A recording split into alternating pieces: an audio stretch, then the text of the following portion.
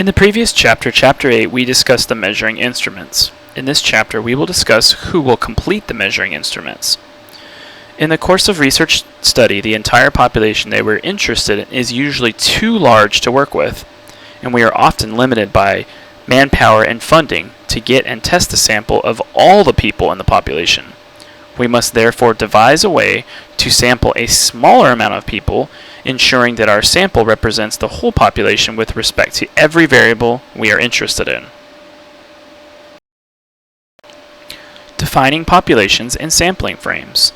We will continue to use our example from the previous chapter on the relationship between depression and sleep patterns. As we begin to think about the population we want to include in our study, we realize that a limiting factor may be that we are only interested in people that are depressed. And then, because this could be millions of people spread out over the entire Western Hemisphere, we have to decide to limit our study to an area within our reach, because this will impact our ability to generalize the results of the entire population. We have to be strategic.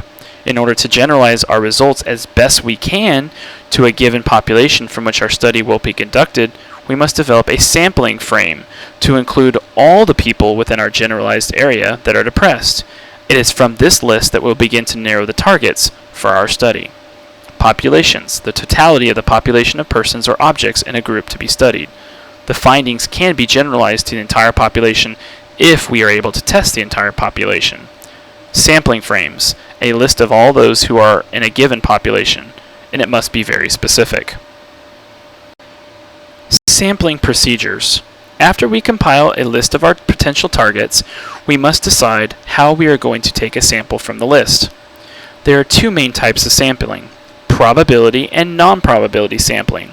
For probability sampling, it is most often used in positivistic studies and attempts to ensure all the people or units within the sampling frame have an equal probability of being selected for the sample. There are four types of probability sampling techniques. The first is simple random sampling.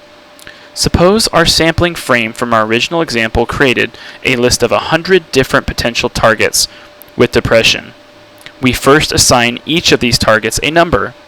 Using a random number generator, we randomly choose potential participants to limit our number, let's say, to 40 participants out of the original 100. Systematic random sampling.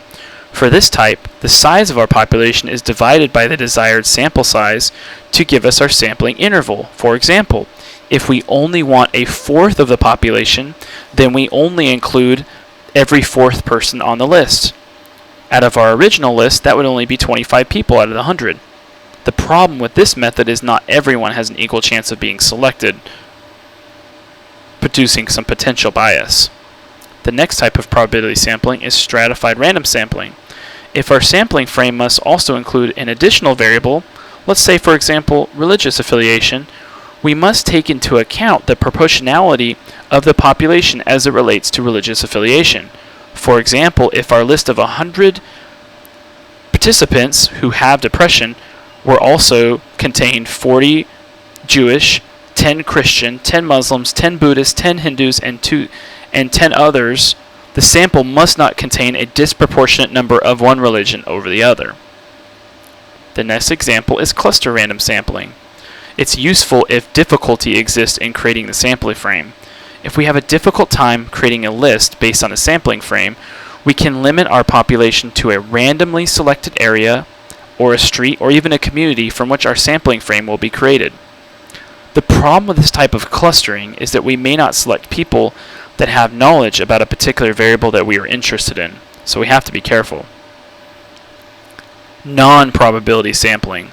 Not all the people in the population have the same probability of being selected. There are four types. Availability sampling is the simplest of the four examples. We take whatever is available to us at the time. For example, we show up at a clinic that supports those with depression, and we hand out flyers for participation to those who are in the waiting room. Purposive sampling, when we are purposely choosing a particular sample. For example, if we are testing the ability of a questionnaire to be accessible to less educated people, we can target doctoral candidates and those with only a high school diploma. This will give us a comparison to ensure that access is not limited by intelligence or by schooling. The next one is snowball sampling, using sources from current participants to find additional participants. For example, asking a current client if he or she knows anyone else with depressive symptoms and/or sleeping disorder.